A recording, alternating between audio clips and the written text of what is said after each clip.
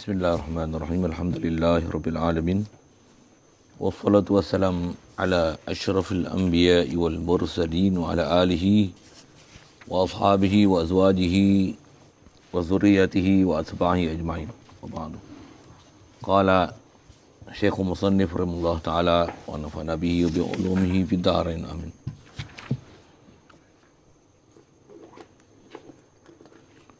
Kata Musannif rahimahullah taala wa awwal wajibin hatta 'alal amri bis salati kama qalu 'alal aba'i thumma 'ala man marra ta'limuhu ay mumayyiz anna nabiyyana Muhammadan sallallahu alaihi wasallam bu'isa bi Makkah.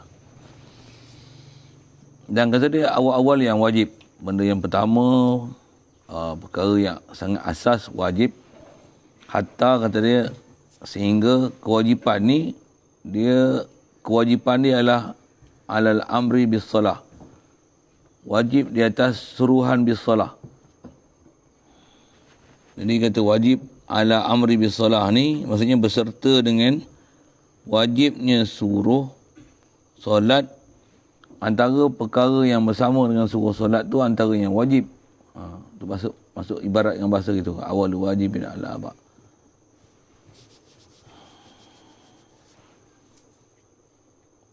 Wajib hatta alal amri bisolati kama qalu, wajib alal aba ke atas bapa-bapa, asal terjemahlah aba jamak berkena abun, semua alaman marra, jadi bapa tu maksudnya bapa, datuk, alaman marra, orang yang wasiyan, orang yang telah diwasiat, ataupun siapa yang jadi murabbi kepada kanak-kanak yang dihantar untuk tarbiyah. Ataupun siapa yang bertanggungjawab di atas anak-anak yang dah tak ada wali untuk urus dia, wajib ta'limuhu, ajarkan mumayyiz ni anna nabiyana, bahawasanya nabi kita Muhammad sallallahu alaihi wasallam tu, jadi anna, jumlah anna nabiyana tu maf'ul bagi ta'lim, wajib ajar. Anna, satu baca anna pasal mahal maf'ul, bahawasanya Nabi kita Muhammad sallallahu alaihi wasallam ni bu'isa bi Makkah, dilantik jadi rasul di Makkah. Jadi dia nak tunjukkan apa? Selain daripada wajib suruhan dalam bab fiqh ni, amal muktasab je ni, disuruh juga kita mengajar perkara yang berkaitan bab akidah. Jadi disebut ni fokus terus ke bab rasul. Nak isyarat bab solat ni adalah bab ketuhanan, dan seterusnya nak kena ajar kepada anak-anak adalah bab rasul. Cuma yang ni pun kalau nak sebut nisbah kita sebut semalam, kita bila tak dapat, orang kata apa, sistem macam mana para alim ulama tu, para awliya ni, bab-bab ni kita kadang dapat ilmu zahir lah diajar kan, ilmu tarbiyah untuk ke Rasulullah ni satu sudut ada kat kita. Apa dia? Dia ajar sirah Rasulullah lahir kat mana, untuk hijrah ke Madinah, mak ayah dia nama siapa, datuk dia nama apa, betul siapa bela dia, betul dia kahwin, berapa orang anak. Ada benda-benda yang istilahnya asas pengetahuan tu memang ada lah kat kita. Cuma nak diajar sampai bukan hak ilmu zahir tu, tapi nak batin sampai pada kasihkan Nabi, nak berselawat atas Nabi. Umumnya rasa kalau dengan pemerhatian saya lah, duk tengok masyarakat Melayu kita, ada sejarah ni ada diajar, tapi nak sampai tahap kasih tu, ilmu nak ajar kasih pada Rasul tu tak apa ada. Itu buat bahasa. Macam mana kita belajar bab ketuhanan sampai nak kasih ke orang Taala tu. Orang kata apa, didikan macam tu tak ada. Boleh kata tak ada. Yang saya sebut, yang kita kena belajar ilmu khas tu, nisbah orang ulama dulu pun dalam mereka ada tu pun kasih kat Nabi apa, yang tu pun kena ada guru khas murabbi dalam bab batin. Apatah lagi kita ni yang serba tak ada dalam bab nak ajar macam mana nak kasih ke Rasulullah, kasih ke orang Ta'ala. Tambah pula Allah ni istilahnya ma'bud, Rasulullah ni mahbub. Memang satu, nak hidup dengan matlamat macam tu, always in my heart tu, dia benda baru kat kita. Jadi boleh dapat tu generasi ke depan tu kalau hidup dengan keadaan macam tu, masya-Allah. Jadi kalau tak ada pun kita faham macam mana kita bicara lepas. Asalnya atas siapa yang tanggungjawab atas kita masa kita memayis dulu. Ni kita dah balik, besar lah. Macam mana? Atas kita lah wajib mencari apa ilmu yang sepatutnya kita kena cari, kena sedarkan diri kita, dan kena mujahadah, kena istilah lawan nafsu, cari jalan belanja duit kita apa kemampuan yang ada. Kalau orang tua kita tak bagi belanja pun, kita lah kena cari. Pasal wajib atas kita, taklif tu sekarang kita sebagai mukallaf, kita kena cari, kita kena olah, kita kena selidik apa semua wajipan atas kita dah, tak wajib dah atas siapa yang jadi wali atas kita. Pasal kita sendiri adalah wali sekarang. Itu kot bahasanya. Itu isyarat pada wajib ajar anna nabiyana Muhammadan sallallahu alaihi wasallam bu'isa bi Makkah. Macam mana perjuangan dia, apa dia, kena Isra' Mi'raj dia, apa akidah yang dia bawa. Jadi semua yang sepatutnya kena ada akidah kat Allah Ta'ala dan Rasul, faham tu, diajar juga kepada kanak-kanak mu'is. Bukan saja solat. Jadi faham tu kalau di sebuah amalan kalau buat ketuhanan, amalan zikir, la ilaha illallah, sekurang-kurangnya, kalau sebut macam mana, kita lepas subuh, lepas maghrib kan memang amalan, ya latif apa, la ilaha illallah, walaupun 10 kali, ada dah buat ketuhanan tu. Buat Rasul, itu yang kat kita, dia bermusim lah. Maulid Rasul, ada selawat. Kalau ada malam Jumaat, ada buat majlis maulid. Maksudnya yang tu latihan sebenarnya. Kasih kat Rasulullah. Ada baca Amzanji untuk anak-anak, ada kanak-kanak yang baru lahir, buat majlis, sambil doa selamat, sambil itu ada selawat. Jadi amalan tu ialah amalan untuk ni. Kasih kat Nabi. Selawat. Kalau kita memang diajar daripada kecil, pagi, subhanallah, alhamdulillah, Allahu akbar 100, la ilaha illallah 100, selawat 100, pagi petang, kalau ada tu, yang tu pun perfect ke? Tak. Baru tamrin, istilahnya kita bicara semalam, yang tu baru diajar kat kita supaya kita ta'awud. Jadi beradat, jadi kebiasaan kan. Yang kalau kita pergi tempat masing-masing lah, kalau macam kita pergi belah Yaman apa, dia orang ni buat selawat apa ni, memang jadi yang kata apa, harian biasa lah selawat. Maulid setiap minggu ni biasa. Orang Melayu ni maulid setiap minggu pelik gila babi. Bahkan maulid ni hari-hari maulid sebenarnya. Siapa? Hari-hari selawat. Kita dengar benda tu bagus. Kalau kita tak biasa didedahkan benda tu bagus. Kita dengar kenduri. Yang tu pun dah biasa dah. Kita dengar masyarakat Melayu. Tapi hari-hari nak tahlil ni. Hari-hari nak zikir ni. Ada banyak ni, jumlah ni pula tambah angka besar-besar, 1000 ke, 500 ke macam mana. Beliau je mata kita, terkejut beruk kita. Padahal, itu lah kita. Yang ni yang benda-benda yang kalau kita dapat duduk, berada dalam suasana, ada pendedahan macam ni, agak kita memang, alhamdulillah, macam mana pun nak sebut. Alhamdulillah dari sudut, kita dah ta'awud macam tu, macam mana pun dah selesai ke? Belum lagi. Maksudnya kita baru telah dibiasakan dengan satu cara kehidupan, norma hidup yang baru, yang cantik tu. Tapi dah selesai ke? Belum. Masalah kita baru beradat. Kita belum ada apa, akal sempurna, diasuh dengan kefahaman kenapa kita kena buat macam tu. Belum ni. Idul Fitri, ada Adha, kita dengar khutbah sembahyang raya, tengok orang duk buat korban. Kita kadang kita boleh tengok orang buat korban, tapi kita sendiri kita nak buat korban belum ada lagi. Belum ada lagi. Kenapa buat korban? Di mana syariat korban? Maksudnya kepahaman tu, kita sendiri nak ambil faham tu. Kalau kita perhati kat kita sebenarnya belum ada ni. Kita tengok orang berzikir apa, kita dah familiar dah dengan zikir, selawat, berzanji apa semuanya. Tapi untuk kita sendiri rasa ada tanggungjawab, aku kena zikir. Kita sendiri ada tanggungjawab, aku kena selawat. Tak ada. Begitu juga tanggungjawab aku sendiri kena ada istighfar. Yang tu yang kita nak belajar, nak faham. Berguru, ada guru murabbi asuh kita. Baru kita faham, aku kena macam ni. Kalau Rasulullah, kita belajar hadis, Rasulullah pun istighfar sehari 70 kali. Pada keadaan dia maksum. Kita dengar dah, tapi kita nak faham di atas tu, setiap hari kita kena istighfar. Dan nak istighfar pula, nak minta ampun tu, apa salah aku? Apa dosa aku nak istighfar? Rasulullah memang tak ada salah. Tapi dia istighfar dengan dia rasa bersalah. Kita bukan Nabi Rasul, bukan malaikat yang maksum. Tapi kita istighfar, tak rasa bersalah, bahkan tak istighfar pun. Kan? Banyak benda kena pengisian situ. Kalau kita faham, apa yang sepatutnya kena istighfar apa tu, baru kita punya perjalanan hidup akan sempurna. Memang istighfar saja siapa? Banyak kita ke Allah Ta'ala ni kufur, boleh kata tak, kalau tak belajar faham tauhid betul-betul, memang kita kufur dengan dia 24 jam. Alhamdulillah. Tak mana kufur dia dengan 24 jam? Kita tak rasa wujud dia. Kita tak rasa aku wujud. Langit, bumi wujud ni, wujud. Wujud tu kat makhluk. Tak rasa wujud pada khalik makhluk. Itu istilah kufur lah. Pasal kita nafi wujud Allah Ta'ala. Kita bukan menafi kata Allah tak wujud. Kita tak kata yang tu. Tapi hati kita tak hadir dengan kewujudannya. Yang tu yang kita kena backup. Satu lagi ilmu tasawuf, ilmu macam mana perjalanan sufi. Untuk jumpa murabi, untuk asuh kita keluar daripada kufur tu. Dan keluar daripada syirik. Kita tak adalah sembah tokor, batu, patung, apa tak ada. Tapi syirik tak mana. Makan terasa kat makanan. Yang ni sihat. Minum air ni, yang ni minum anda jadi sihat dan kuat. Minum kopi aku tak mengantuk. Kita jatuh hati kat makhluk. Ada duit, berjalan macam mana? Lega kau, bawa 1000 ni. Tak susah hati dah berjalan. Jadi jatuh hati kita, akidah kita intimat kepada mahasiswa Allah. Syirik tu.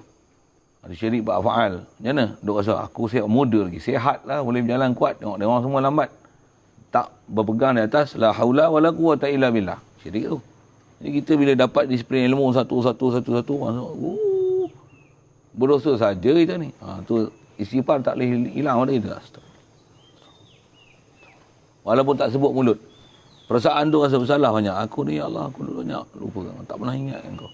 Tak pernah rasa kehadiran, kebesaran macam mana. Tambah, ni baru nak hadir rasa. Tambah, istilahnya arif. Arif pun belum selesai lagi. Baru nak apa? Sampai hub kasih. Bahkan tak selesai lagi. Ke Allah Ta'ala dengan Rasulullah ni, dia mesti asyaddu hubban lillah. Sangat kasih ke Allah Ta'ala. Jadi itu yang awal wajib ni. Awal wajib. Jadi saya cerita sampai asyaddu hubban ke Rasulullah ni, dia kata sampai la yu'minu ahadukum hatta akuna ahabba ilaih. Sehingga aku ni ialah orang yang lebih kasih, paling dikasihi daripada diri dia. Kita dengan Rasulullah ni, biar aku tak makan apa, janji aku selawat. Boleh ada macam tu kan? Aku, kalau ni sebab Quran tu, biar aku tak makan apa, janji aku baca Quran. Kita baca Quran, aku tak makan. Tak baca Quran lah, baca Quran. Aku makan, aku tak selawat lah, ngantuk tidur. Boleh tak? Selawat ni benda yang kita lebih kasih daripada aku sendiri. Banyak kita kena melenggung tu. Memang itu lah pencapaian yang kita kena capai. Ni, bab ni, awal. Jadi kita hak awal ni dapat lah. Rasulullah lahir di Mekah. Nasyid-nasyid apa tentang ni memudahkan kita untuk faham bab kerasulan ni. Tapi nak sampai intihak tu, penghujung dan istilahnya, itu adalah maksud kita. Kita punya hadaf, matlamat, objektif kehidupan. Yang tu kita dapat further information daripada guru yang betul, baru kita boleh, sedar, kita baru mubtadi bukan mubtadi. Baru mumayyiz. Baru mumayyiz yang baru dia ajar. Kalau macam saya sebut ni, baru sedar. Kita macam mumayyiz yang baru didedahkan. Macam ni yang kena. Macam kalau balik, sebut lah pasal balik tu. Macam balik kan ni, macam baru balik. Inilah yang aku kena tahu. Aku balik sekarang. Aku tahu aku balik ni. Kita baru tahap tu. Baru nak mula. Baru nak, istilahnya baru nak celik mata. Belum asyaddu hubban, belum arif, belum lagi baru. Tu pun masa ngaji kena sepak sedar. Keluar habis. Kan kita dah sibuk ada benda kita nak kejar kan. Nak nahu dia, soroh dia, nak kibekah, nak kitab ni. Ada sibuk dia. Jadi batin ni perjalanan tu. Macam mana pun nak tunggu sempurna hak zahir ni baru nak ke batin pun tak juga. Kau boleh macam tu. Mana ada orang duit banyak, ada rumah, ada kereta, baru kahwin. Ada macam tu kan? Ada orang kahwin dulu, kereta apa motor pun tak ada. Saya kahwin dulu, basikal pun tak ada. Dia nak kata apa? Dia serampang 10 mata. Kan? Apa maksud serampang 10 mata ni? Besar kalau nak guna asas kita, ulama sebut serampang 2 mata je. Allah Rasul je kan. Selamat sekali. Serampang 2 mata je nak bunuh syaitan nafsu macam tu kot. Dia punya bahasa macam tu lah. Saya kata serampang 10 mata pasal apa? Ilmu pun nak kasih Allah, kasih Rasul, zikir pun nak, selawat pun nak. Lepas tu makan pun nak, minum pun nak, pakaian pun nak. Lepas tu dah besar-besar apa? Anak pun nak, bini pun nak, anak pun nak, rumah pun nak, kereta pun nak. Tapi sebenarnya ni apa? Dia sampingan itu. Satu bahasa dipakai khas tu serampang dua mata. Apa dia? Hidup, Allah, Rasul. Itu bahasa-bahasa ringkas ulama kita sebutlah. Jadi apa kita baca ni? Awal wajib. Alal abak. Sekarang kita bukan jadi anak yang ada mak bapak. Kita dah balik aku nak jadi abak ni. Bukan jadi abak. Nak jadi Tok Wan lah. Jadi Tok Wan lah. Satu saya ni bahasa kasar tu, saya kata apa? Sampai ni, bukan balik ni, bukan memayis. Bukan balik ni. Habis balik lah. Habis balik lah. Baru disebah apa yang kepahaman kita nak kena faham ni. Baru memayis. Baru memayis. Belum balik. Belum matang ni. Tu kita tak matang tu. Jadi baca tu senang je faham tu. Cuma nak carah ke situ sikit lah. Saya pergi Hyderabad. Syekh-syekh sana dia bagi perli. Sedap lah. Nak dengar? Perli apa? Perli kita tak matang dan tak balik tu. Saya buat misal. Tapi dia misal macam ni lah. Cuma dia misal tu misal dalam bab kahwin. Kalau ada dalam satu masyarakat tu, semua masyarakat ni semua orang dah dewasa. Ada satu orang budak ni, dia duduk dalam masyarakat yang dewasa. Orang dewasa ni dah umur 20, 30. Dia cerita kahwin. Ada awet apa, mobil gitu. Orang ni kahwin. Jadi budak ni umur baru 7, 8 tahun, 9 tahun. Jadi dia tak balik lagi. Tapi keliling dia dengar orang kahwin. Jadi dia dengar cerita orang kahwin ni. Dia pun sebutlah kahwin awet ni malam pertama lah, apalah. Macam-macam dia sebut. Kahwin. Jadi dia tengok orang pakai kahwin, dia pun nak ada coupling lah. Dia pun nak ada perempuan, kekasih, yang dia pun nak kahwin jugalah. Cerita sana tu, kat situ lah kan. Untuk, dengan bahasa kalau kita nak bagi murni dengan cerita tu, budak ni pun dikahwin lah. Tapi cerita, kat sana dia tak cerita lah kahwin. Kita buat macam ni, dia pun cari pasangan macam tu kan, seorang perempuan. Tu buat dating lah. Dating pun nak dating kan. Siang tak sedap dating. Dating ni sedap malam. Tu buat pertemuan. Dia pun seronok lah pasal apa. Nak dating. Budak tak balik. Jangan bayang hampa tu dating. Budak umur 8 tahun, 9 tahun dating. Dia ngerti buat apa. Nak kecil pun tak pandai. Pergi masa itu. Itu sampai waktu bertemu, katalah janji pukul 10. Perempuan tak datang lagi. Tunggu. Ngantuk tidur. Dah tidur, perempuan tu datang. Datang dia, budak ni tidur. Untuk apa? Budak tu, baju dia ada poket. Dia ambil kacang, kalau zaman kita ni, ambil coklat buah. Lepas tu perempuan tu tinggal budak tu. Bila bangun pagi, esok dia, ni cerita nak bagi faham matang tak matang ni. Budak dia pun bangun, siang dah. Lepas tu, buat apa? Mana perempuan ni aku nak jumpa tu? Tu satu hal. Lepas tu, nak buat apa?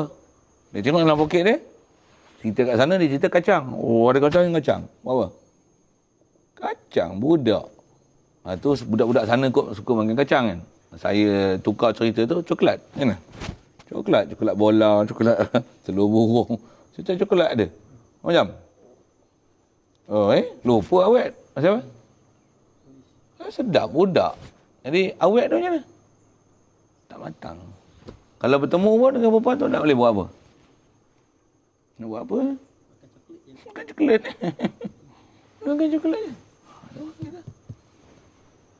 Kita dengar Allah Rasul macam ni, zikir macam ni, Rasul macam ni hebat. Boleh buat apa? Sebut zikir pun. La ilaha illallah. La ilaha illallah. Kita tak seronok dengan zikir tu. Kenapa? Belum matang. Tak balik lagi. Selawat pun. Orang duk selawat tu. Ya nana. Ya, kita pun enjoy je lah. Ya nana. Maula ya salli wa sallim daiman abada. Ala habibika khairi khalqi kullihim kan. Selawat lah boleh. Sallallahu alaihi wasallam. Oh ya. Kita seronok nasyid dia. Gelupang. Kita tak ambil parti sebenarnya. Nak tu apa dia tu. Kita tak dapat lazat tu. Kenapa? Belum balik. Kita belum balik. Tu cerita sana lah, cerita balis tu. Cerita balis. Pasal kita duduk belajar ni awal. Mula-mula sekali kena belajar. Saja ke sana sikit pasal kita dah balik-balik belaka ni. Nak habis balik dah pun. Saya lah nak habis balik tu. Hampa dah lah lagi. Cerita ni. Bagi faham apa yang nak kena cari. Itulah. Bagi ada matlamat. Aku ni nak belajar sama. Faham ni nak kena cari macam ni. Untuk dapat. Ibu Isa memang kata. Baik, jadi dilahirkan di Mekah. Wa wulida biha, dan dilahirkan biha di Makkah, wa dufina bil Madinah, dan dikebumikan di Madinah. Maklumat biasa je. Kalau kita panjangkan sikit tu, apa faham ni? Kalau kita nak ada ke arah pemikiran sikit. Rasulullah lahir kat Mekah. Nanti jadi Rasul di Mekah, lepas tu hijrah ke Madinah, wafat di Madinah. Dia tak dikebumikan, dia tak hidup sampai mati tu di kampung halaman dia. Siapa ni? Kena hijrah. Siapa? Kampung halaman dia tak subuh untuk bangunkan Islam. Tu dia parti nak ambil. Jadi jangan sibuk lah nak balik kampung. Siapa? Biar mati kat sini. Siapa? Siapa? Kampung ada apa? Bahkan kampung tu kalau kita mangkuk ayun, sebab kita jadi mangkuk ayun tu pasal kat kampung tu lah. Jadi manusia tu pasal main sini. Tu saya terangilah nak balik kampung. Yang tu kot bahasa kan. Balik kampung pasal apa? Pasal ada lagi saudara mara itu. Ataupun balik kampung tu supaya kita nak ubah suasana yang mangkuk ayun, mobil bahasa itu. Yang zulumat yang ada kat kampung tu, kita ni belajar nak dapatkan nur, kita bawa nur balik kat kampung supaya kampung kita dapat nur, hilang zulumat. Masjid tak hidup, masjid tak ada orang. Orang muda tak pergi masjid, orang muda pun nak masjid. Dan kita lah orang muda tu. Okey. Kalau kita balik, kita yang tenggelam, kita bukan jadi nur hilangkan zulumat, bahkan zulumat tu menghilangkan nur yang ada kat kita. Usah balik. Baik usah balik. Duk gondok. Raya usah balik. Dia ada guru duk asuhnya tu yang memang tak ada teringin nak balik rumah. Tak rasanya. Balik ni tak dapat tidak. Ada mak, ada ayah lagi balik lah kan. Tapi ingin balik rumah. Tempat yang kita istilahnya, kita dapat nur tu. Itu sedap. Dia asuh kita dengan ibadat, dengan ilmu. Itulah cara pondok tu. Kalau arwah Tok Guru ada, cara tu lah. Cuma kita ni, ketandusan hak tu. Kita, ada lagi orang boleh mengajar apa, tapi nak kata betul-betul Tok Guru yang kita serah diri untuk kita diasuh tu. Ini lah. Tapi orang kata, tak ada watan, aku orang guna. Pakailah. Mana yang ada ni. Daripada tak ada langsung. Baik. Dia dufina bil Madinah wa mata biha, dan dia wafat, meninggal di Madinah. Asal matan kita syarah pun itu je, dia tak syarah panjang lah. Tapi nak kata antara tanggungjawab ni ajar sampai kita faham kepada Rasul, dan Rasul pun kalau atas pelajaran ni kita panjang, Rasulullah ni kita nak kasih kat dia, bukan saja kasih jasad dia tu, tapi ada istilah hakikat dia. Siapa dia? Dia ialah orang Ta'ala jadikan daripada nur. Nisbah istilah ulama kita ahli sunnah wal jamaah kata Nabi Muhammad ni orang Ta'ala jadikan daripada nur. Itulah istilah Nur Muhammad, dan dia ni rahmatul lil alamin. Dengan sebab dialah alam dapat rahmat, tak mana? Dengan sebab dialah Allah Ta'ala jadikan seluruh alam. Itu antara makna asas. Sebagian ulama kita tafsir, wa ma arsalnaka illa rahmatan lil alamin. Faqad itu satu hal. Ayat Quran juga sebut dengan qad ja'akum minallahi nurun. Datang kepada kamu ni daripada Allah Ta'ala datang nur. Siapa nur tu? Jumhur ulama ahli ulama tafsir, mufassirun kata maksud nur tu Muhammad SAW. Memang kebanyakan ulama ahli sunnah wal jamaah kita mengatakan Nabi Muhammad nur tu ialah maksud Nabi Muhammad. Nabi Muhammad ni nisbah dia tu, jasad dia malah dia daripada mak dia Siti Aminah, ayah dia Abdullah, datuk dia Abdul Muttalib. Jasad dia lah. Tapi sebelum zahir ni jasad ni, atas akidah kita, qada qadar semua dah sabit pada ilmu Allah Ta'ala tadi. Pada ilmu Allah Ta'ala besar sekali makhluk yang dalam ilmu Allah Ta'ala ni adalah Muhammad SAW, yang tu istilahnya Nur Muhammad SAW. Itu memang akidah ahli sunnah wal jamaah. Yang nasyid-nasyid ulama kita karang apa, ceritakan tentang Nur Muhammad ni. Ada Rabbi khalaq Taha min nur. Tuhan, memang antara dia punya lirik kan. Allah Ta'ala ciptakan Taha Nabi Muhammad ni min nur. Bihtiramin. Kan ada nasyid itu kan. Rabbi khalaqtaha min nur. Bihtiramin. Saya bukan raja ingat menasyid tu kan. Bihtiramin. Maksudnya khalaq, cipta daripada nur ni dengan satu penghormatan yang sangat besar.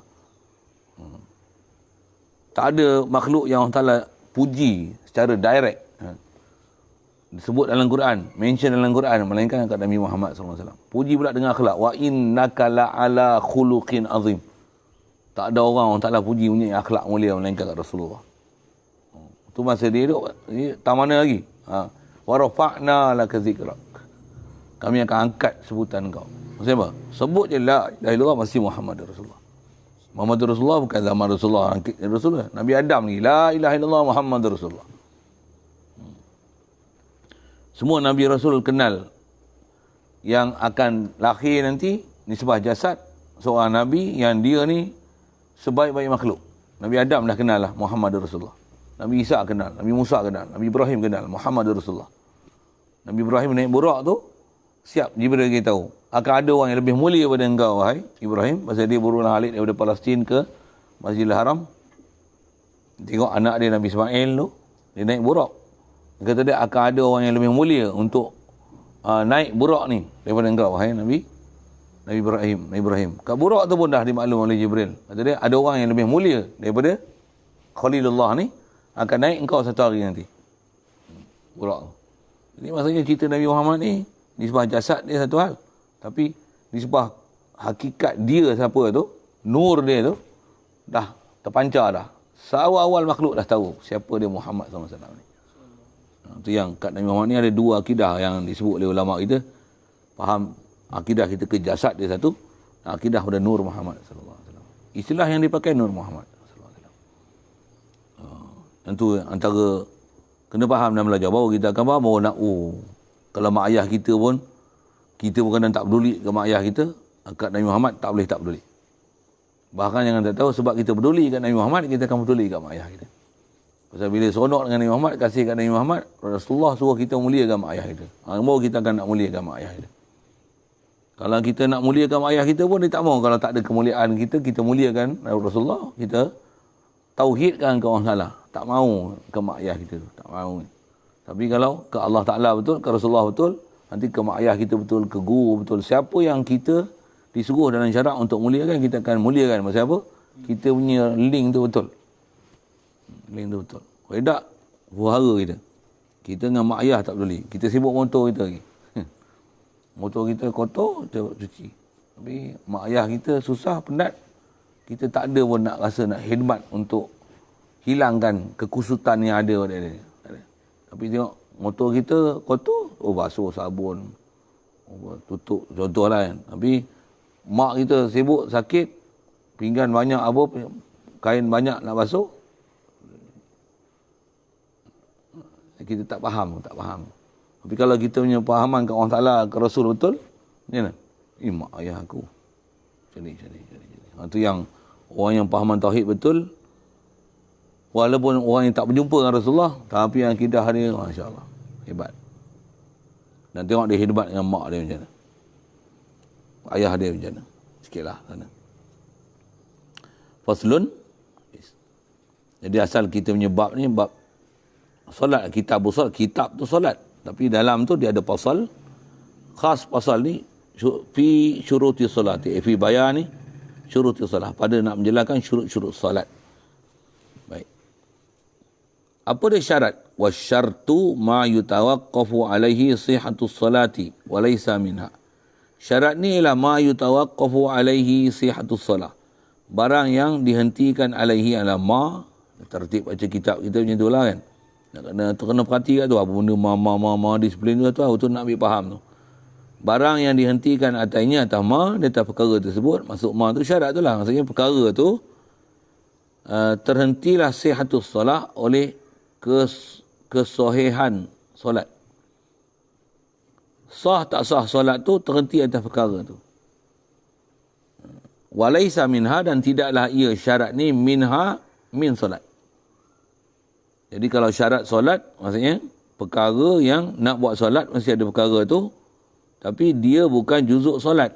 Jadi kena hafal sikit lah takrif tu. Dia lah ma yutawaqqafu alaihi wa laysa minha. Jadi kalau solat lah fa'il bagi naik fa'il bagi yutawaqqafu tu ma yutawaqqafu alaihi. Tapi kalau bukan solat, kita baca yang takrif ma yutawaqqafu alaihi as-sihhatu, baca gitu ya. Padahal walaysa minha. Tu tak ada syarat.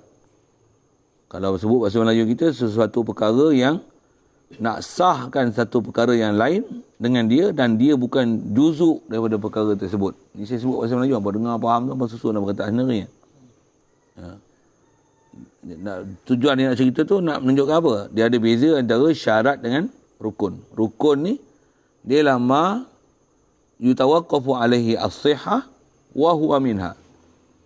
Kalau nak selesaikan satu ibadat tu, kena ada dia, dan dia adalah minha, dia adalah juzuk daripada perkara tersebut, yang tu rukun. Kita nak semayang, nak bagi sah semayang, kena ada takbir, kena ada fatihah, kena ada rukuk, sujud, itu rukun. Nak semayang, nak bagi sah, kena ada wudu, ada adat kiblat, kena tutup aurat, kena bersih pada najis, itu syarat. Dua-dua syarat rukun ni perlu untuk sahkan ibadat. Cuma atas pendetilan, nak mendetail tu, kena faham. Dah boleh beza mana syarat, mana rukun. Ulama bahas sampai tengah tu lah. Beza kan. Macam kita sebut apa? Islam tak sah melainkan syarat dia ada iman. Maksudnya iman lain, Islam lain. Maksudnya Islam apa? Mengucap kalimah syahadah tak sah yang kita mengucap dengan mulut tu, melainkan syarat dia ada iman. Apa syarat? Apa syarat ni? Dia Islam ke? Tak, mengucap. Iman bukan mengucap. Iman tasdik di hati. Jadi mengucap yang rukun Islam tu, yang tu lafaz, yang tu rukun Islam. Syarat dia mesti di hati tu terkesan, faham, membenarkan Allah ilah, Muhammad ni Rasulullah. Sekali lalu lah ke sana. Baru kita faham, dua-dua pakai. Ya syartu ni ma yutawaqqafu alaihi sihhatu salah wa laysa minha. Yang tu yang kalau kita mengaji yang ni lah, tempat-tempat yang nak petik, keluarkan, tulis, dobit, hafal, dan orang kata berhadam dengan dia punya definisi tu. Tak faham, tanya. Baik. Wa quddimati syurutu alal arkan. Kaedah rukun dengan syarat ni, didahulukan syarat di atas rukun. Untuk buat satu perkara, dia mesti syarat dulu sebelum rukun. Mesti. Nak masak, takkan tiba-tiba masak. Mesti ada syarat masak. Apa dia? Ada dapur, tong gas, pipe, semua peralatan dia lah. Untuk nak masak apa? Mesti ada periuk, belanga. Untuk kalau nak goreng, mesti ada minyak. Nak minyak, mesti boleh dalam bekas. Kan semua tu. Bangkai. Aktiviti yang nak rukun ni apa? Masak. Syarat dia, alat. Alat kena ada bahan-bahan apa semua tu. Tu syarat. Rukun dia, masak. Contohlah kan. Jadi takkan berlaku masak, melainkan syarat dulu, baru boleh buat masak. Dapur tak ada, nak masak apa dia? Sikit lah situ. Dah belanga ada. Nak goreng tapi minyak tak ada. Goreng apa? Tak ada minyak. Nak masak periuk apa? Tak ada. Nak masak ke mana? Kalau panggang tak boleh, tak perlu periuk. Tapi nak panggang, nak ada semanggang. Panggang nak ada lidi, buluh, kayu, semanggang. Itulah tempat nak panggang tu. Tak ada panggang, tak boleh panggang juga. Takkan nak pegang tu, larat, ngadap dengan api. Nak sebut apa? Tu syarat. Semua tu nak syarah ke sana lah. Kita mengaji ilmu ni, macam mana sebut macam mana? Nak jadi hafiz Quran, syarat mesti boleh baca. Nak boleh baca, mesti tahu, mesti betul bacaan, mesti ada suara, mesti ada tajwid. Tu mesti hidup melasah. Hafiz. Tu syarat. Nak boleh hasil. Baca pun tak boleh, nak apa yang ni? Boleh juga, tapi syarat dengar. Tu nak cerita sekali lalu syarat rukun apa tu.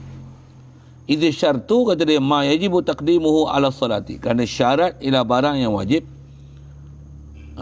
Langkah ala arkan. Li'annaha awalu awla bitaqdim. Bahawasanya syurut ni dia lebih utama untuk mendahulukan.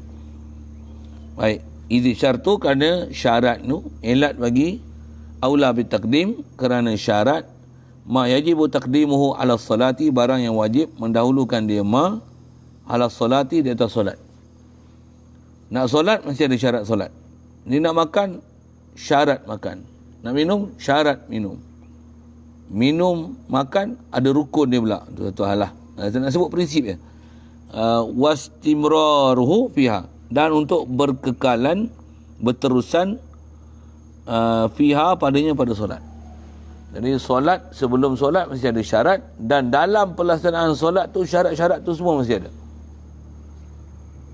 Contoh mudah, kalau masak nasi, nak masak nasi, periuk mesti ada, betul? Air mesti ada, beras ada. Tengah-tengah masak, periuk bocor, macam? Tak boleh masak. Macam apa? Bocor. Macam mana nak bagi selesai? Hilangkan bocor tu. Tukar periuk ke, tutup lubang ke, buah paku ke, skru ke.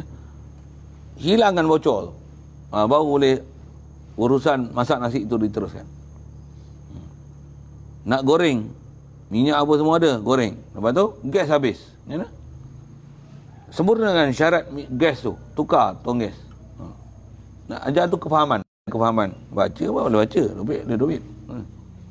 Faham tu. Saya ngaji dulu, pasal antara guru saya ngaji, dia ajar faham. Macam mana pun, guru yang dia tak ajar macam saya ajar ni, abang kena lalu tak? Macam apa? Nak bagi lalu kitab banyak. Seminggu khatam betul main. Wow, boleh. Saya tak biasalah seminggu patah main. Tapi biasa mengaji. Sebelum tu kita apa tu? Durun Nafis, bukan. Yakut. Yakut Nafis. Tu berapa hari tu baca tu? Syekh Muhammad tu baca. 2 hari tak? 3 hari. Fiqah. Yang tu dalam bentuk matan. Matan Zubat 2 hari. 1000 baik tu. Boleh?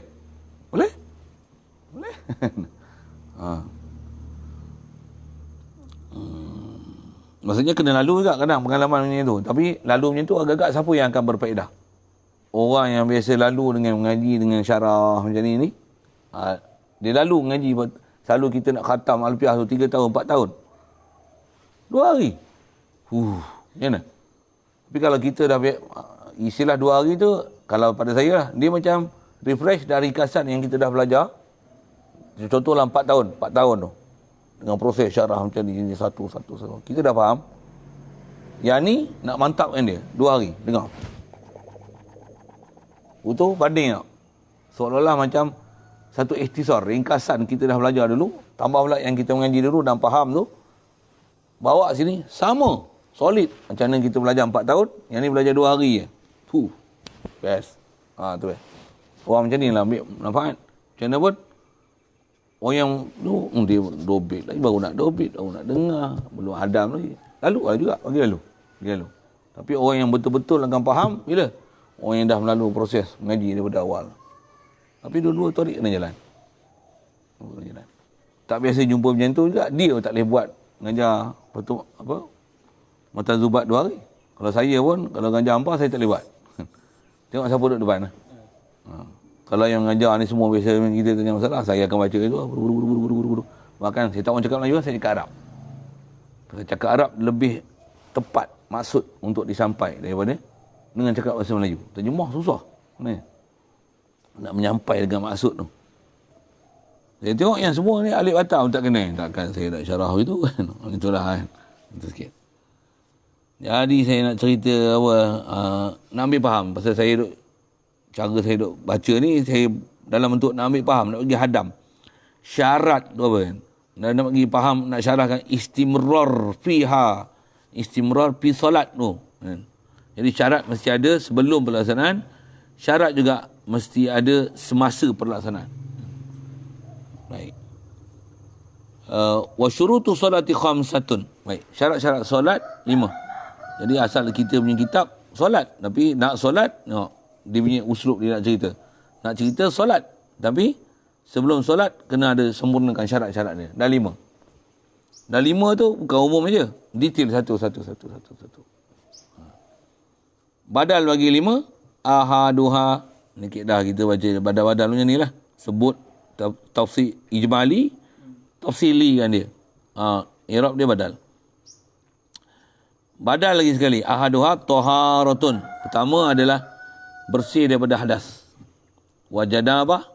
Dan bersih daripada junub. Bersih daripada hadas. Istilahnya ada kecil ada besar. Tak? Istilah hadas ni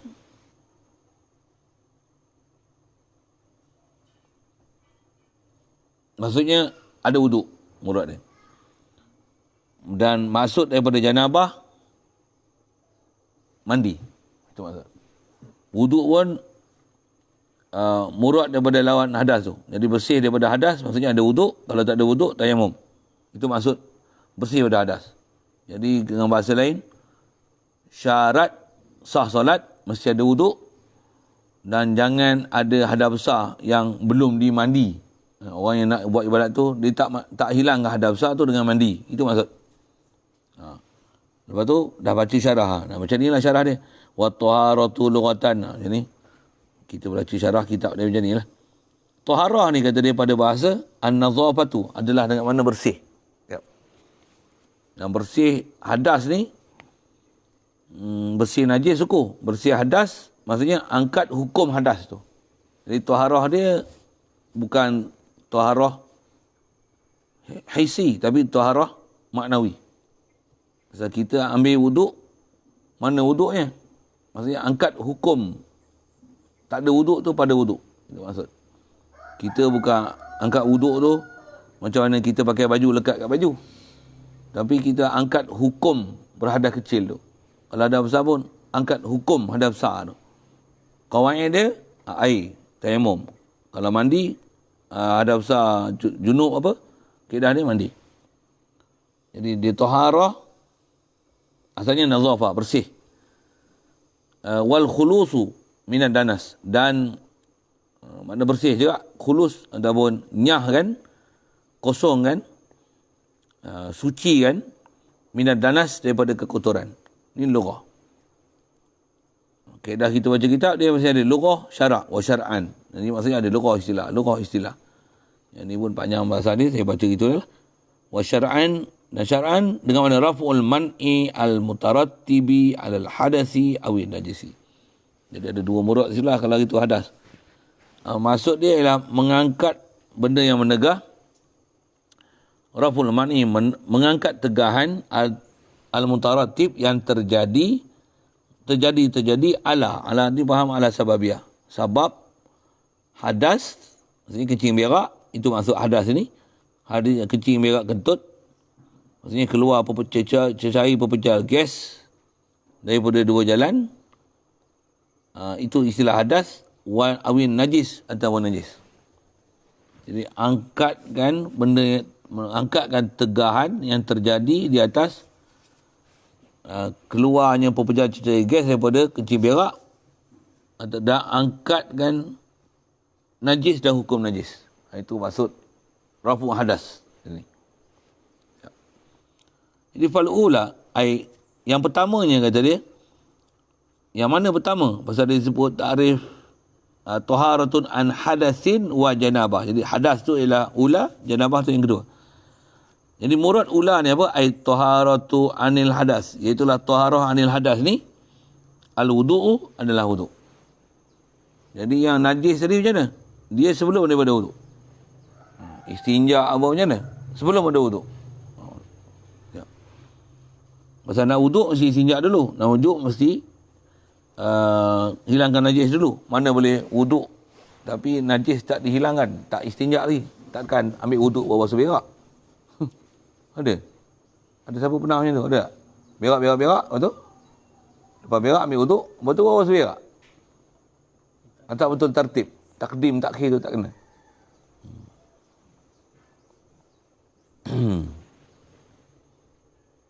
Itu yang tu tertib tu. Mana takdim. Jadi syarat dengan rukun mesti buat syarat dulu. Tapi pada sudut najis yang lain Ustaz macam Kalau macam darah, ya, kaki kita kena pijak tai ayam, yang tu tak syarat lah untuk taktik. dia. Tapi kalau kat kaki nak ambil wuduk, mesti kena hilangkan tai ayam dulu, ain najis dan hukum najis, baru boleh air itu basuh kaki. Dia akan menghukumkan kita angkat wuduk. Pasal air yang pertama, kalau kat kaki kita ada tai ayam, dia kena hukum basuh air, gunakan air untuk cuci hukum najis pada kaki dulu. Baru boleh air pula untuk satu lagi hukum nak berwuduk basuh kaki. Boleh faham? Kalau najis kat situ lah. Kalau najis di tempat lain, najis kat lutut, boleh je untuk ambil wuduk dulu, tu baru basuh najis yang kat lutut. Itu memang boleh. Tapi najis yang kalau ada pada anggota wuduk, dia mesti dihilangkan dulu sebelum untuk berwuduk. Khas sebelum berwuduk tu macam mana? Tak nak basuh anggota wuduk tu. Kalau kata kat tangan kita ada najis, basuh muka satu hal. Tapi nak muka nak pakai tangan. Tangan tu pun kat tangan ni lah. Tangan kat sini rasa kat lengan ni. Basuh muka. Nak basuh tangan tu, hilangkan najis, hilangkan hukum najis, baru boleh wuduk. Tu pun ada bahasa nanti lah. Kalau najis hukumi, adakah dengan najis hukumi tu hilang najis tu mengangkat wuduk, ataupun kena angkat dulu hukum najis hukumi dulu baru boleh angkat wuduk. Ulama bahas satu macam tu.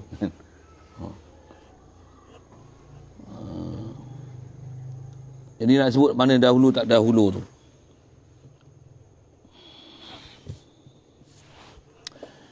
Fal ula taharah. Baik. Pertama adalah wuduk, iaitu istilah taharah anil hadas. Wa huwa wuduk ni bi dhammil waw. Wuduk. Dia nak sebut dhammil waw supaya jangan baca wadu. Pasal wuduk, perbuatan wuduk tu. Bahasa Arab kalau wadu, dia lah air yang kita guna untuk berwuduk. Itu adalah wadu. Itu lurah sikit. Rasulullah ni, kisah para sahabat dan mujizat dia, kalau dia nak wuduk, ada satu bekas, ambil air, bubuh dalam bekas tu, dia ambil wuduk, lebih daripada wuduk dia tu, siram kat pokok mati hidup. Maksudnya pokok boleh hidup sebab air waduk Nabi. Bukan air wuduk Nabi. Air wuduk Nabi, biasanya air wuduk Rasulullah, dia takkan turun ke bumi. Kering. Ada yang kata naik ke langit, ada yang kata kalau turun bumi pun dia telan bumi. Pasal sahabat, dia akan merebut air wuduk Nabi. Meresap terus. Ada yang kata air wuduk Nabi tak pernah ada yang tengok jatuh bumi, semua naik ke langit. Sampai ada yang kata Rasulullah waktu dia wafat, air mandi dia, tak ada yang jatuh ke bumi. Pasal para sahabat ni dia punya kasih taksub gila dengan Nabi ni macam mana? Tabaruk dengan Nabi. Kalau Rasulullah berak pun, dia akan ambil berak sapu kat badan dia. Yang masyhur ulama itu syarahkan dalam bab istinja apa, dia ada cerita. Buat bekam apa? Ada sahabat yang bekam Rasulullah, sudut, ada darah. Buat apa? Dia minum darah Rasulullah. Dia orang punya taksub kat Rasulullah macam tu. Kalau kita kata gila minum, dia orang punya akidah kat Rasulullah macam tu. Maksudnya insan special. Dia nur. Walaupun istilahnya darah Rasulullah, kita tengok darah kemang tegak tak? Tapi jangan hampa pula esok saya bekam, hampa minum darah saya tak ada apa-apa. Saya nak cerita Rasulullah tu, akidah Rasulullah tu. Rasulullah, kita tak ada akidah tu. Kita tengok macam tu. Kita selamba kita punya fahaman tu tak deep, tak mendalam macam tu. Gila tengok sahabat bekam dia boleh minum darah tu. Ish tu kita Tapi sahabatnya mana? Dia memang kata, aku nak bekam Rasulullah. Dia memang, bekam tu memang siap, kosok siap dah. Aku nak minum Rasulullah punya darah ni. Pasal apa-apa juzuk Rasulullah, kalau kena kat badan kita, api neraka tak usik. Sebahagian daripada juzuk kita tu. Kalau Rasulullah ludah tu, air ludah Rasulullah tu pernah kena kat kita tu, badan kita takkan kena usik api neraka. Akidah dia orang memang macam tu pun. Satu dari tabaruk Nabi tu, Rasulullah tu memang macam tu. Satu Rasulullah kalau dia pergi buang, kita kata buang air besar lah, semua najis dia ditelan bumi. Sahabat kalau cari takkan jumpa. Air kencing dia pun takkan ada tinggal baki di bumi, semua ditelan bumi. Bumi telan. Kalau sebahagian daripada kita sebut telan. Yang tu pun saya tengok saya ingat dalam kitab ada sebut air mayat Rasulullah, bumi telan air mandi Rasulullah. Ada riwayat sebut yang kebanyakan ulama cerita air mandi Rasulullah bukan turun bawah tapi Tidak hujan. dia macam buat air naik. Macam hujan. Dia naik ke sana, naik ke langit. Tak ada air mandi Rasulullah. Tu benda-benda yang pelik luar biasa kat Rasulullah lah. Asal kita air basuh Rasulullah. Jadi yang siram pokok hidup ni apa? Bukan air wudu, tapi air wadu. Baca lagi betul. Jadi air wadu ni air yang Rasulullah lebih yang ada dalam bekas selepas Rasulullah dah siap wudu, lebih dalam bekas tu. Yang tu wadu. Ambil lurah. Ni betul.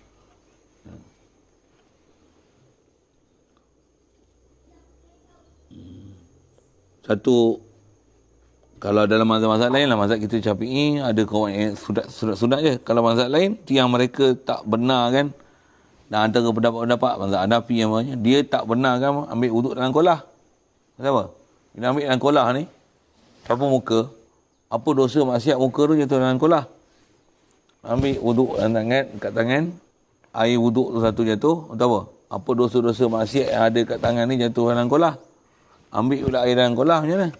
Maksudnya ambil kotoran-kotoran manusia yang dosa telah dibasuh pada muka, tangan, kepala. Dia tak nak air tu. Pada dia, air tu tak boleh buat wuduk. Tak boleh buat. Air punya tu dah mustakmal lah, tak boleh. Dia nak buat wuduk, mesti ambil pada air paip. Itu yang ada faham ni tu. Kita mazhab Syafi'i, adalah disiplin ilmu dia. Ambil hadis lain pula. Rasulullah kata air ni bila banyak apa-apa, tak berubah hadis satu. Selagi tak berubah rupa, dia baru dia rasa dia ke depan. Macam-macam bahas tu. Tapi nak bagi faham antara wadu dengan air wudu. Kalau air wudu, air yang dah dipakai tu. Air wadu, air yang baki dalam bekas setelah wuduk selesai, yang baki dalam bekas tu. Tu wadu. Walaupun faham dua kalimah itu, mahal tu. Pasal mahal, dia mahal. Kita baca, kita faham maksud tu, best. Baca tak? Best. Wadu. Satu antara benda yang sunat, dah habis wuduk, minum air wadu. Bukan minum air wuduk. Sebab apa minum air wadu? Katalah kita ambil wuduk, kita buat dalam botol. Katalah contoh dalam botol. Macam mana? Ambil botol, ambil wuduk, masuk muka. Ada lebih lagi. Ada kan? Berapa? Syifa. Dia penawar. Ada besar kelebihan. Air wadu. Air yang diguna untuk buat ibadat, untuk ambil wuduk tu, air waduk. Kalau kolah tu ke waduk Ustaz? Itulah kalau kolah ni lebih ulama, air yang waduk ni kalau kolah tu tak ada siapa mencelup, semua jadikan dia macam bekas untuk cerebok kan. Air tak jatuh dalam kolah. Kalau air jatuh dalam kolah, asalnya dia waduk, tapi air waduk yang mencampur dengan air wuduk. Macam mana pun kita masyarakat Melayu macam mana? Ada tak kelebihan ambil air kolah masjid? Ada. Jadi pada kita yang tu pun air wuduk dan air waduk. Ada maksudnya himpun pada dia dua. Air yang memang guna ambil wuduk dan air wuduk masuk dalam tu. Kita memang mazhab Syafi'i tak ada masalah tu. Dan memang kita ramai orang beramal pun yang tu. Nak berubat apa? Ambil 7 kolah masjid. Memang ada kan? Pasal apa? Pasal dia ialah wadu dan air wuduk. Kalau Hanafi tak mau. Minum. Tu air kotor. Pada dia kotor. Kotor tu bukan najis lah. Pada dia hukum mustakmal. Air yang telah pakai. Air dah reject. Air second hand. Mustakmal ni air second hand. Baik. Wasti'malul ma'i fi a'dha'in makhsusatin mufattahatan. Baik. Apa dia wudu? Wahuwa bidhamil waw. Wahuwa wudu ni bidhamil waw. Wahuwa juga isti'malul ma' fi a'dha'in makhsusatin muftatahan biniyatin.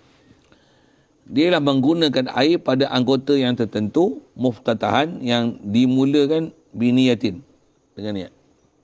Itu wuduk. Basuh muka, ada niat tu. Aku wuduk kerana masalah. Tu wuduk dengan domah. Wa bi fathiha. Saya syarah dah, yang baca kitab je. Dan baca wuduk boleh baca dengan fathah dia. Fathah saya baca wadu. Dialah ma yutawaddau bihi. Barang yang dibuat wuduk bihi dengan ma. Ma tu air. Murad ma tu air. Kaedah bahasa lama terjemah ni barang. Murad barang ni, kalau terjemah moden sikit, perkara yang dibuat wuduk dengannya. Tu pun umum ni bahasa perkara ni. Dah kalau kita faham kitab, jangan terjemah perkara, apa dia? Bahan yang dibuat wuduk dengannya. Bahan yang dibuat wuduk dengannya. Boleh pakai minyak sawit ke? Tak boleh. Kalau itu, apa murad ma? Makrifahkan dia terus. Air yang dibuat wuduk dengannya. Tu wadu. Tu kaedah terjemah saya ajar lah kan. Tapi kitab lama tutup guru, dia syarah macam tu lagi, hampa pula penin. Bubuh je barang. Hampa carilah apa barang itu. Masa mudah kan. Tu kaedah tutup guru dulu, dia ada uslub dia. Kalau dia syarah macam saya sebut ni, kalau ngaji asal 3 tahun, jadi 30 tahun. Tapi memang dulu ngaji macam tu pun. Dan jangan tak tahu, sebab dia baca macam tu, cerdik kita dalam semua bab. Seluruh bab kita baca. Mesti ada juga kaifiat kita lalu mengaji, orang yang mengajar dengan uslub macam tu. Tapi kena lalu juga uslub yang orang baca barang-barang ni, barang, apa benda barang ni kita pun. Oh, barang ni air. Oh, ni debu. Barang ni apa? Barang ni, oh ni emas. Oh, ni perak. Barang ni apa barang. Apa barang ni? Cari apa maksud barang. Pergi ambil ninja van tu, apa? Pergi ambil barang. Apa barang? Pergi ambil barang. Nak cerita barang kan. Bahasa kita pun guna barang kan. Dia lepas tu pergi sana nanti dapat khusus. Oh, ini barang kah?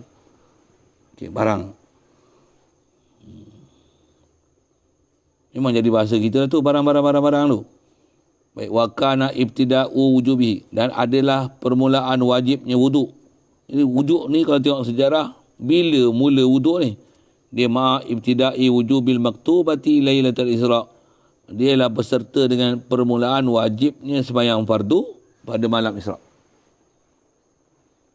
Itu kita jumpa bab Isra' Mi'raj apa sikit kan. Rasulullah ni dia sembahyang yang mula-mula sekali Zuhur. Lepas peristiwa Isra' Mi'raj tu, dengan Jibril datang sembahyang, dan nak sembahyang tu faham tu mesti Jibril ajarkanlah kat Rasulullah wuduk macam mana. Sebelum tu tak adalah istilah wuduk yang basuh anggota khusus ni.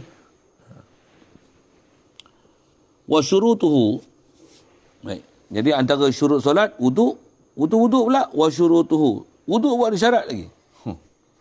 Jadi ni yang nak cerita solat. Wuduk ada syarat, ada wuduk. Wuduk ada syarat, ada air. Air ada syarat.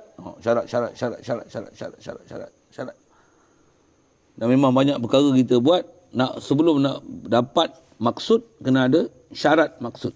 Itulah kaedah. Wa syurutul wudu ka syurutul ghusli. Satu format dia nak ajar. Syarat wudu macam mana syarat mandi. Baik, apa dia? Berapa? Khamsatun. Badal lagi ka syurutil ghusli. Khamsatun. Boleh baca? Khamsatin boleh baca.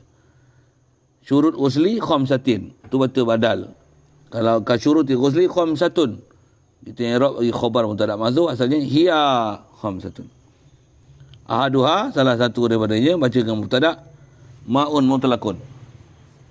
Salah satu daripada syarat wuduk ialah air yang mutlak. Kita biasa dengar, ni yang kata biasa dengar satu hal, tapi nak ambil faham, dengar elok. So kita kadang, air mutlak, belajar air mutlak. Lagi aku belajar dah. Hampa saya tak tahu. Saya dulu, mula-mula saya mengaji dengan Datuk dulu, saya punya cadang nak mengaji ni kejap je. Siapa? Kan gaduh, pekah saya biasa mengaji dah masjid surau. Darjah satu darjah, sekolah rendah tu sekolah menengah pun tak biasa pergi masjid surau, duk dengar baca kitab. Kita baca kitab pun, ada bab baik, ada bab nikah, ada bab baca kitab kan. Guru pula ramai. 5 tahun dengan proses pembelajaran tu. Habis SPM baru pergi ngaji pondok. Mula saya ngaji pondok, apa tahu? Saya punya kepala otak apa? Dia tafsir. Saya tafsir tu tuan, tapi nak belajar apa? Aku pekah, aku belajar dah. Jadi nak belajar ambil bahasa Arab sikit je. Saya belajar pancarang macam tu kan. Rupanya tak. Rupanya kena tobat mengaji lain. Memang belajar benda yang sama. Tapi kita rasa macam kita dah pandai. Syarah air mutlak je pun berdengung kepala dengar. Oh. Aku duk ingat air mutlak ni senang sangat faham. Rupanya faham ngaji betul-betul baru faham. Oh, inilah air mutlak. Dan saya punya style pula, bila saya dah faham air mutlak tu, Walaupun kita kecil, saya akan syarah akan bagi orang faham yang mutlak macam mana saya faham. Saya punya passion. Satu kadang baca matan royah takrib dia. Tapi dia faham tu macam faham tufah dan nihayah. Saya ngaji antara guru aja uslub macam tu. Baik, tengok. Pertemuan kalau dengan terjemah tengok dia kata apa. Ma'un mutlakun, air mutlak. Jadi di atas syarat air mutlak fala yarfa'un hadasa wala yuzilun najasa wala yahsulu sa'iru taharati walau masnunatan illal ma'u wala yarfa'un hadasa illal ma'ul mutlaku. Tu fa'il lagi yarfa'u. Maka tak boleh mengangkat akan hadas. La yarfa'un hadasa wala yuzilun najasa, dan tak akan boleh menghilangkan najis, wala yahsulu sa'iru taharati, dan tak boleh hasil oleh kesemua bab bersuci, walau masnunatan walau kanati taharatu masnunah, sekalipun taharah tu tak kena, walau kana betul taharah tu disunatkan, illal basuh tangan nak makan nasi sunat, tak boleh hasil illal ma'u, tak akan boleh mengangkat ni melainkan oleh air mutlak. Satu kita nak zaman-zaman PKP ni kena pakai apa? Sanitizer, tak. Memang doktor pun sebut besar macam ni. Dia apa? Yang terbaik ialah air mutlak, bukan sanitizer. Kalau dengan kita mengaji panjang ni, jumpa depan, sanitizer tak elok dipakai. Bahkan kalau tengok dia punya bahan buat pada alkohol pula boleh jadi alkohol daripada proses pemeraman. Dia bila peram ni ambil daripada buah-buahan yang bila minum dia akan mabuk. Daripada hasil benda mabuk tu ambil alkohol yang ada pada dia, buat sanitizer, maka dia ialah hukum najis macam mana arak. Jadi pakai sanitizer menajiskan tangan. Walaupun satu sudut dia boleh membunuh kuman, tapi dia menajiskan tangan. Lebih baik tak payah pakai, lebih baik pakai air mutlak. Lagi bagus. Memang doktor pun kata itu. Bahkan bila pakai sanitizer, dia akan bunuh kuman, betul? Tapi kuman baik boleh bunuh, kuman jahat boleh bunuh. Pasal istilah kuman ni enzim, dia mikroorganisma. Memang dia akan membunuh hak baik dan hak jahat. Kalau buat dengan mudah, nampak kalau tengok semak, nak bagi cerah, racun. Boleh faham? Apa jadi bila racun? Pokok yang manfaat pun mampus, pokok yang mudarat pun mampus. Right. Tapi cara terbaik apa dia? Bukan meracun. Apa? Semua orang menjawab, fikir sikit. Apa? Mesin. Mampus juga. Cabut pokok yang tak bermanfaat sahaja. Cabut. Sajalah ilmu pertanian sikit. Cabut je lah. Yang mana yang manfaat, jadi kita cabut. Oh, benih doyan ni. Ni bidik musangking aku makan dulu. Oh, macam mana? Ambil, duduk tanam. Jual. RM85 weh. Mesin kau, habis. Racun habis. Kalau ambil, jual macam mana? Habis-habis bodoh. Benih kampung je. Ambil, bagi kahwin dengan D24. Kan, saya nak cerita apa? Prinsip tu. Pakai sanitizer macam mana? Habis semua enzim-enzim baik-baik. Tu, najis pula. Allah, apa najis? Semayang tak sah. Saja sebut itu. Memang ada bab macam tu. Keedah kita nak cermat macam mana? Saya pakailah sanitizer. Saya pun pernah pakai, selama duduk PKP ni saya pernah pakai sekali. Tu pun pasal kedai kata, kena pakai. Oh, pakailah. Satu, saya nak sebut air mutlak. Kita nak bicara air mutlak kan? Saya nak bicara air mutlak. Satu, saya pelik dulu, sanitizer tuan. Sebelum datang PKP, beres apa ni, ada alat dia orang buat dulu, cuma nama sanitizer ke apa saya tak tahu, tapi dia buat satu macam tu memang bekas tu. Dia kata bahan untuk menyuci tangan tanpa menggunakan air. Dia panggil sanitizer ke? Dia sebenarnya sanitizer ni dia kedua lah, dia apa panggil tu, berganti air lah. Macam tak tapi kes air tak ada, guna sanitizer, patutnya itulah. Air tu keutamaan, tapi seolah-olah sanitizer dia utamakan yang sekarang PKP. Contoh lah, tapi saya nak kata ada produk, kalau tangan kita katalah tak ada air nak basuh tangan ni, dia buat satu produk, dia adalah proses buat benda-benda. Betul, kita nak cuci tangan, kata dia tak payah pakai air, pakai benda ni. Saya masa tu promosi belum PKP lah, lama dulu kan. Dia cerita mula-mula benda tu ada, tapi saya tak ingat nama dia sebut sanitizer ke tak apa, saya tak peduli pun. Tapi hand wash lah bahasa dia kan. Untuk dia macam ni Ustaz kalau pakai ni tak payah pakai air dah. Macam mana? Saya ambil sikit. Ustaz gosok macam saya buat ni.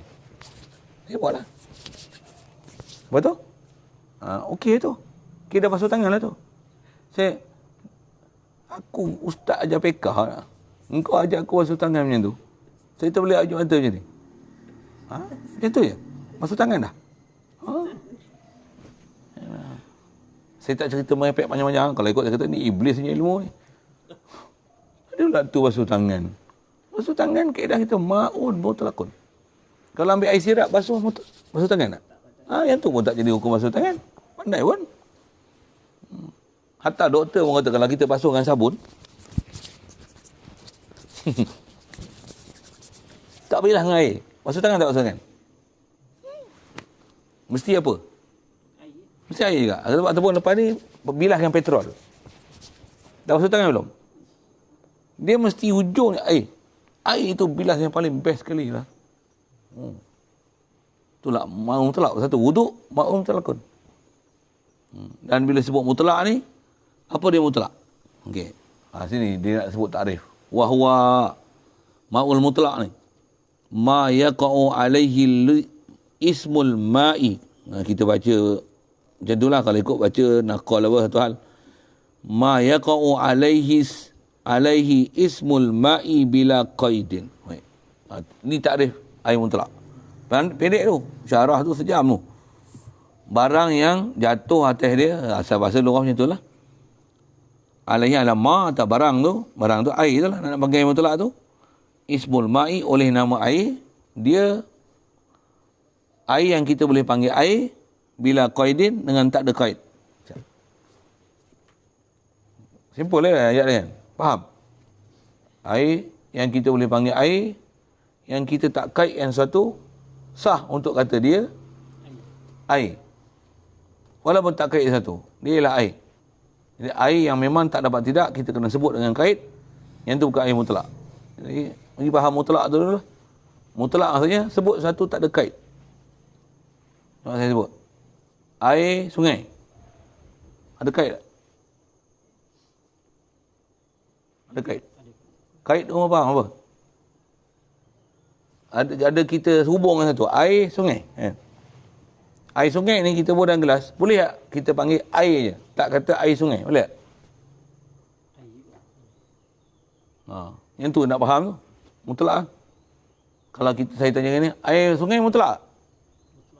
Antara senarai air mutlak, air sungai. Air sungai. Boleh tak kita panggil air saja tanpa sebut sungai? Boleh lah. Itulah air mutlak. Air yang walaupun kita sebut di sungai, tapi kita boleh sebut air tanpa sebut sungai. Sah untuk kata air tu. Air. Cukup. Air hujan. Borang bekas. Boleh kata air apa ni? Air. Tak sebut hujan. Boleh. Jadi hujan, sungai, air laut, air peli, air telaga, air mata air. Tu apa? Kaitkan dia untuk menunjukkan masdar dia. Tempat ambil dia kat mana. Tu je. Air peli. Apa? Ambil kat peli. Air bukit. Ambil kat bukit. Air sungai. Ambil kat sungai. Itu je. Tapi air sirap. Boleh air sirap. Kita buat dalam gelas. Ni air apa? Air. Ni bukan air lah. Ni air sirap. Boleh? Boleh tak sebut air sirap, sebut air je? Boleh? Tak boleh. Kalau orang minta lah. Minta apa? Minta air. Gelas. Air kosong. Air kosong. Kalau nak minta Milo macam mana? Air segelas? Tak boleh. Abang mesti minta air sesuatu. Air apa? Kita sebut air Milo eh? Air Milo tabur. Air Milo ais tabur. Lagi. Milo ais naga. Kamu tahu air Milo naga? Gelas besar. Naga. Air Milo ais jambo. Jambo. Saja saya nak sebut apa? Kalau sebut air segelas, agak-agak pelayan kedai bawa air apa? Air kosong. Air kosong. Air gelas, air suam ke air sejuk?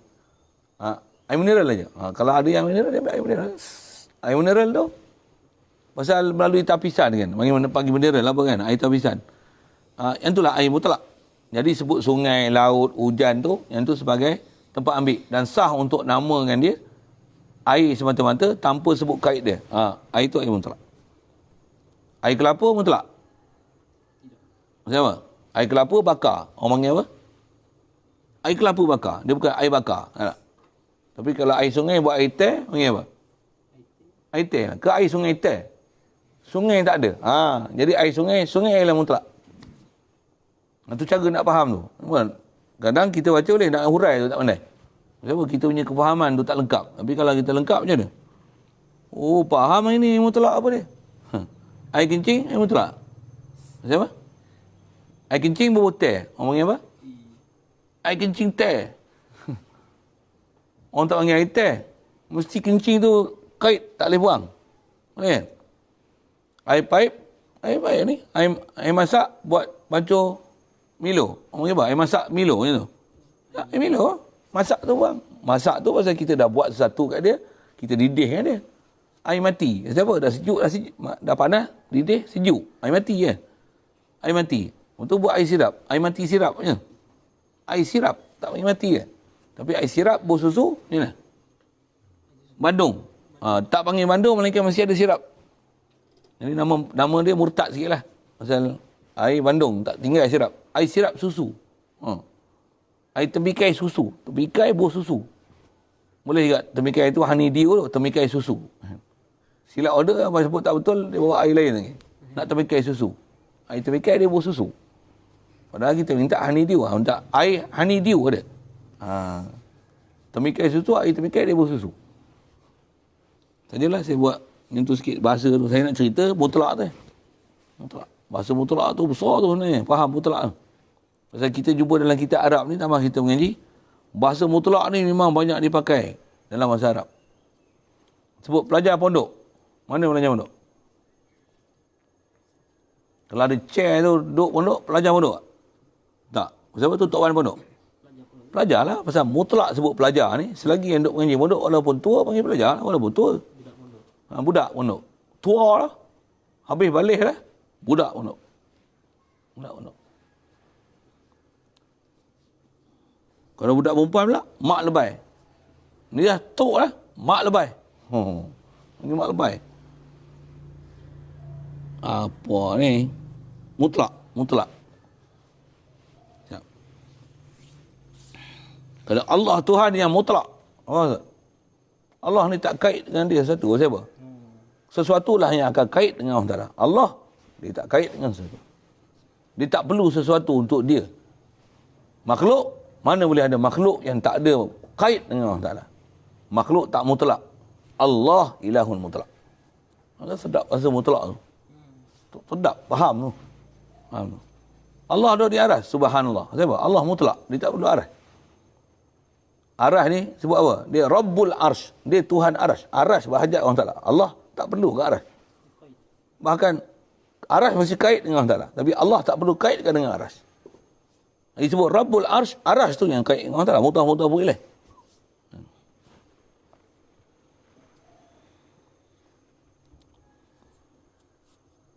Wa in rushikha min bukharil ma'id tahuri al-mughla. Jadi nak panggil mutlak ni, satu ma yakun alaihi, semua sekalipun kata dia rushikha, dipercik, min tarsih rasyaqa betul, dipercik tu asal terjemah ataupun yang diperluap, min bukharil ma'id tahuri al-mughla.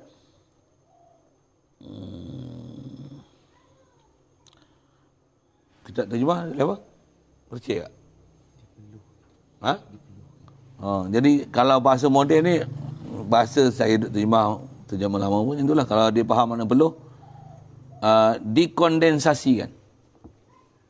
Faham kondensasi? Kondensasi ni macam periuk, kita didihkan dia.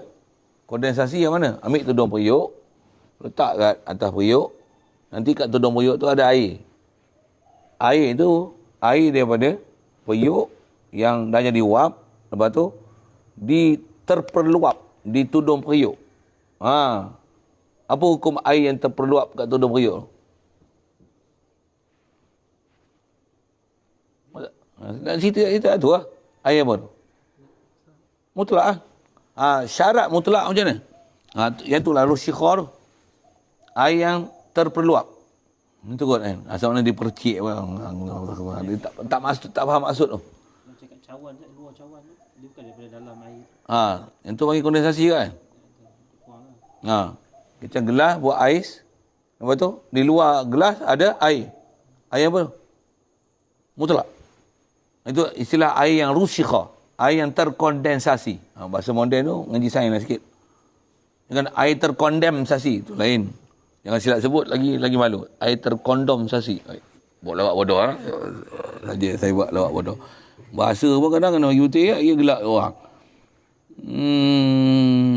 Benda kono-kono ni merapu pun ni. Saja bahasa, main bahasa sikit. Air yang terkondensasi daripada bukharil ma'. Maksudnya uap air, tapi syarat untuk nama uap air yang nama air mutlak ni,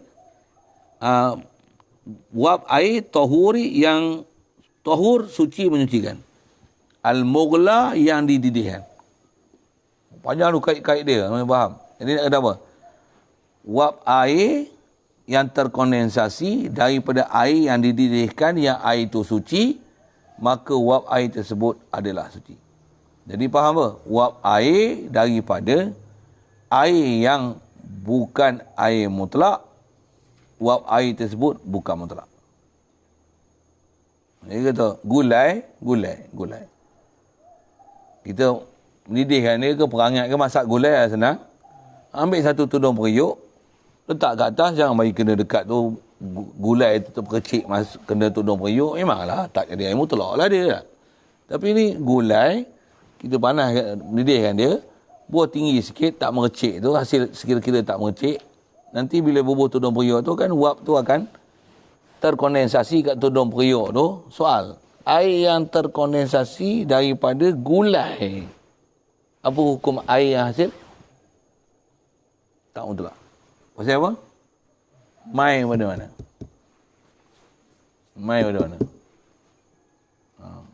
Jadi kalau awan ni apa? Air yang terkondensasi daripada laut, sungai apa. Asalnya semua benda-benda ni suci. Walaupun ada yang kecil, air berak, macam-macam terpeluap juga. Tapi pasal dia asal usul daripada awan, tak tahu awan pada mana. Itu yang ada belajar ni, bab asal dengan ghalib. Bila memang tahu daripada sumber apa, uap yang terkondensasi daripada benda yang tak mutlak, dia tak jadi mutlak. Tapi kalau umum hujan, mutlak. Air hujan ialah mutlak. Tapi kalau gulai, atau apa saja, serawa derian ke apa, kita perangat dia, memang tak ada merecik, setelah itu kita buah tudung, nanti akan ada uap yang terkondensasi itu, air yang hasil daripada benda yang bukan mutlak, uap pun bukan mutlak. Kalau dia ialah najis, uap pun adalah najis. Jadi nak faham yang mutlak tu. Yang ni kalau yang mughla. Itu. Yang dididih. Allahumma salli. Dia nak sebut. Pasal kita bicara tu tawak tu kan. Dia kena bekas kukus Ustaz. Kita kukus satu dalam tu macam roti bawah tu pau tu kan.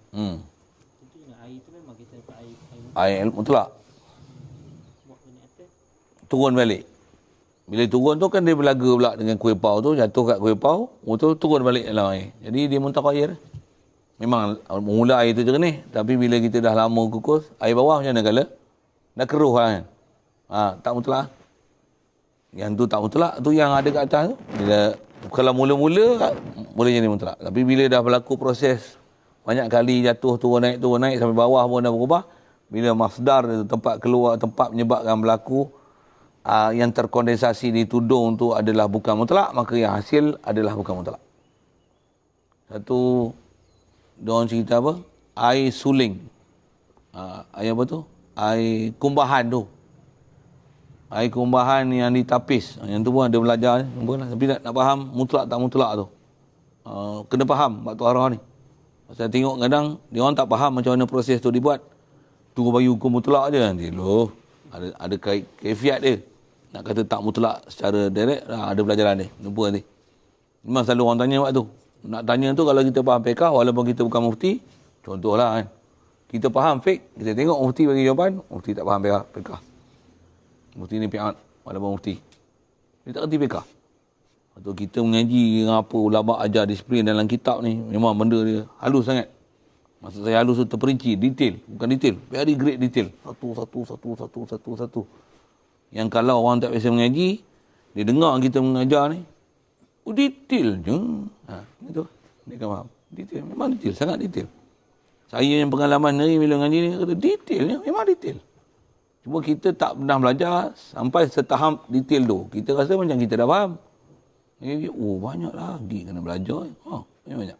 Tapi bila faham betul cara dia macam mana?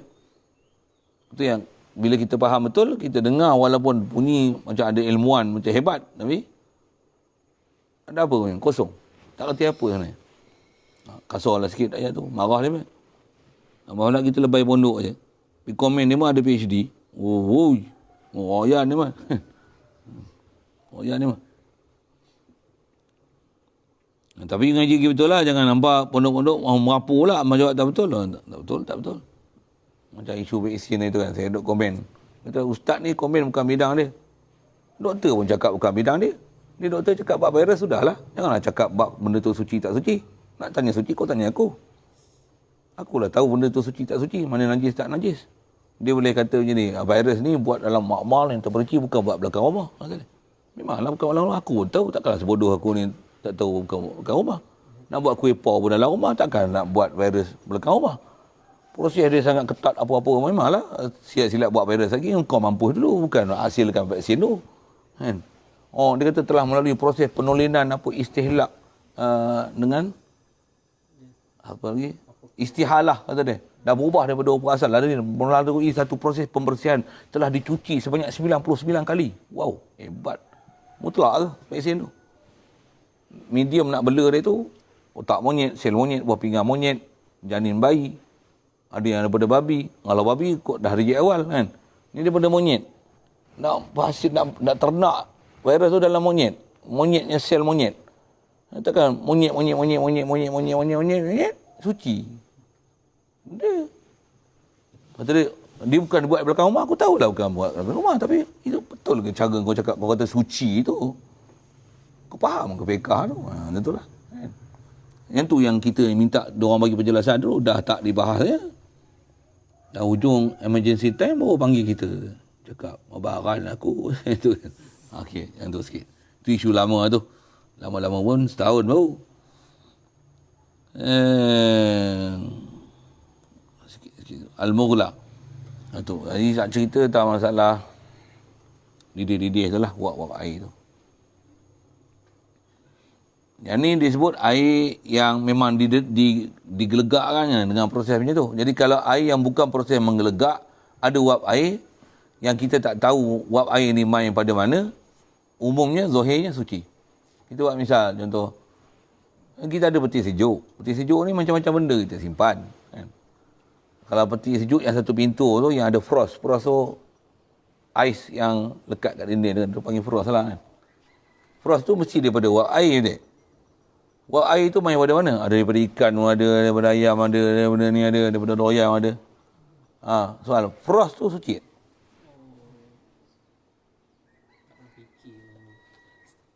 Ataupun kita masukkan air panas, air Milo. Masukkan tu tutup. Memang dia tak baik lah kan. Saya silap frost tu boleh cair. Pasal lapisan ozon dia telah di panas yang ketara kan. Sajalah saya sebut tu, orang tak faham, diam. Itu hasil frost tu. Suci tak frost tu? Salji. Salji tu lah kan. Cuma ni salji bukan dalam bentuk alam. Salji dalam peti sejuk. Soal. Memang yang jadi frost tu air Milo tu ke? Bukan saja air lah. Air bukan oksigen. Air lah. Adakah air daripada ikan atau ayam? barangkali.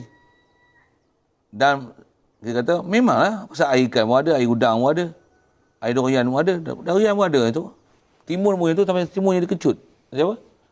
Dah berlaku proses terhidrat. Air dia telah dikontang. Jadi, dia jadi buat air sampai menghasilkan frost dalam peti sejuk tu. Tu saya bagi contoh frost lah. Ataupun peti sejuk yang ni, dia tak ada frost lah. Frost tak ada lah ni. Kita buka tu, kat dinding peti sejuk tu, dia ada air. Kat atas tu, kat dinding tu ada air. Jadi air tu air kondensasi tu. Suci air tu. Kita bicara ni, kalau memang air daripada mengelegak, daripada gulai, boh tu, yang ni memang kita tahu daripada mana dia digelegak kan. Hasil dia walaupun jernih, walaupun uji dengan kental litmus ke apa ke, memang tak ada kesan apa-apa, pH dia apa dan sebagainya, tak ada warna. Dia daripada hasil yang jelas bukan mutlak, air hasil yang terkondensasi adalah bukan mutlak. Itu kaedah. Tapi kalau macam peti sejuk tu, daripada mana? Boleh jadi air ikan, boleh jadi air ni, boleh jadi air mutlak, air kosong pun ada. Ada air yang daripada wak air yang masuk dalam peti sejuk, yang tu pun boleh jadi juga untuk jadi frost ataupun terkondensasi tu. Dia balik pada hukum apa? Asal dengan ghalib. Apa kaedah? Suci. Suci. Jadi frost tu, suci. Pasal dia. Pasal dia bukan air yang memang absolutely, macam tu, yang semestinya daripada yang kita simpan tu. Pasal macam-macam benda ada dalam tu. Jadi, kaedah dia, bila ada bermacam-macam, asal benda macam ni adalah daripada persekitaran udara, air yang ada di udara, yang tu yang terkondensasi. Tapi ghalibnya air ni lah, ikan, air udang lah, apa sebagainya. Bila asal dengan ghalib, mana asal?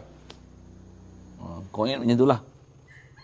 Asal bab kita ni, bila-bila ada bertemu benda macam tu. Tapi atas kita bicara ni, air tu sendiri yang digelegakkan. Yang tu, bila memang tahu benda yang bukan mutlak, hasil kondensasi dia adalah bukan mutlak. Pasti. Yang tu kalau kita sebut gulai, hukum ni gulai walaupun jernih. Yang tu nanti kita jumpa dia panggil air yang mutaghayyir hukmi. Dia berubah pada hukum sebenarnya.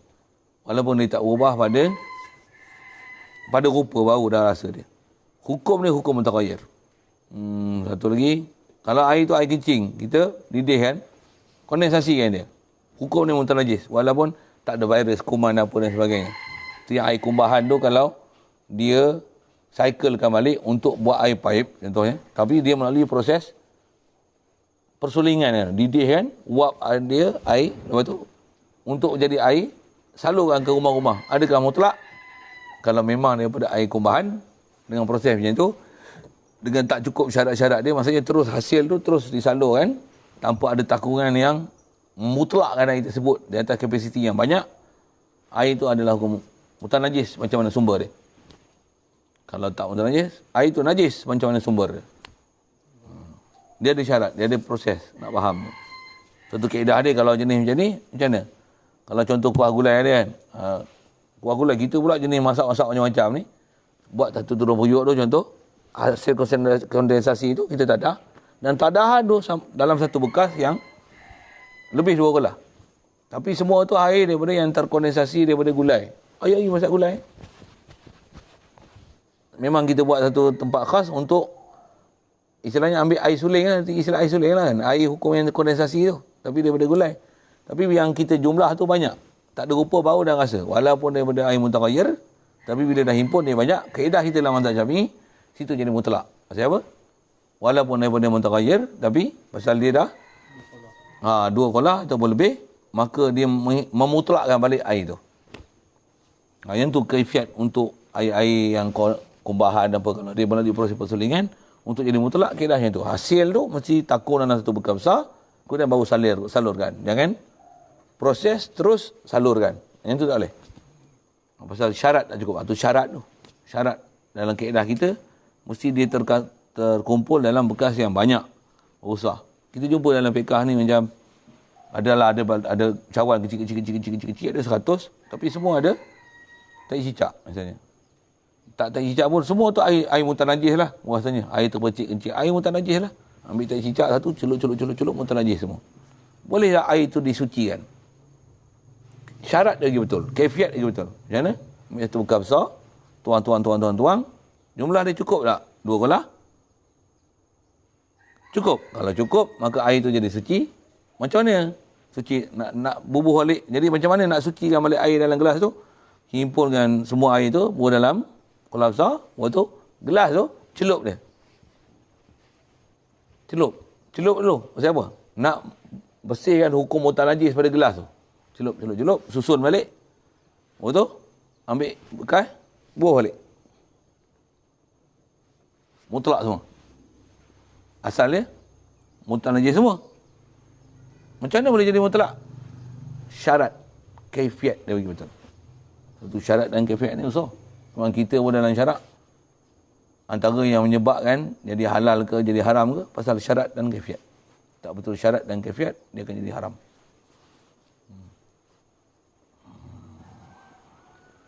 Betul syarat dan kaifiat, akan jadi halal. Benda mutan najis pun boleh jadi suci. Tak betul syarat dan kaifiat, benda suci pun akan jadi najis.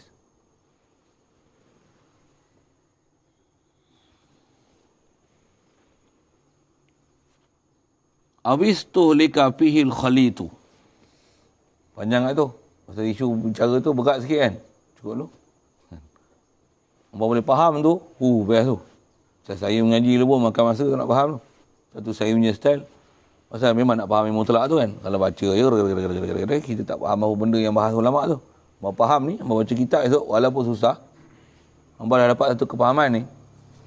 Dia satu benda yang memudahkan untuk kita faham apa dalam kitab tu. Saya ajar pun memang dah betul. Memang ulama sebut macam mana.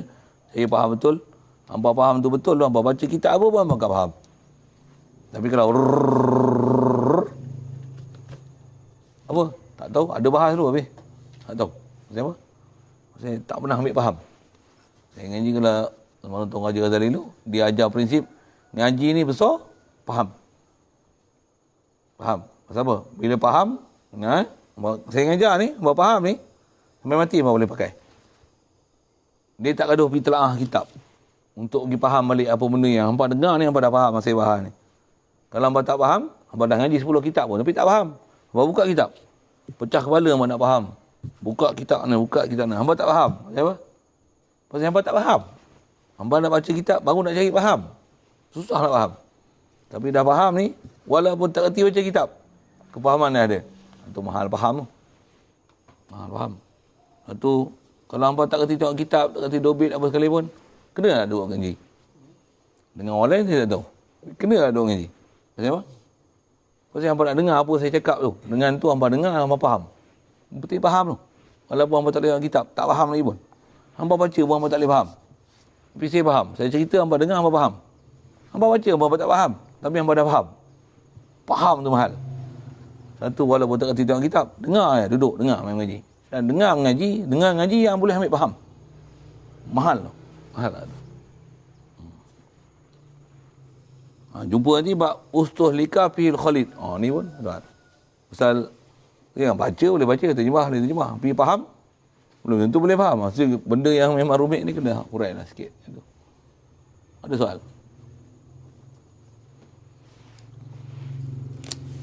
Bismillahirrahmanirrahim. Allahumma nawwir qulubana bi nuri hidayah. Kama nawwartal arda bi nuri syamsika wa nawwir bi rahmatika ya arhamar rahimin. Warzuqna fahman nabiyyin wa hifzal mursalin wa ilhamal malaikatil muqarrabin. Wa sallim tasliman ala jamil anbiya.